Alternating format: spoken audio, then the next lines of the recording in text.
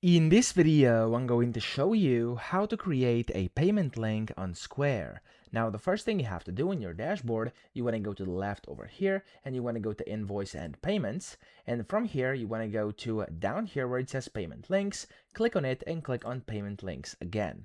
Now, whenever you do this, it's going to load up the Payment Links tab over here. And this is where you can basically create your own payment link. So as you can see, it looks like this. First, you have to choose a purpose. You have a bunch of different ones. I'm going to pick this one over here and then press continue top right.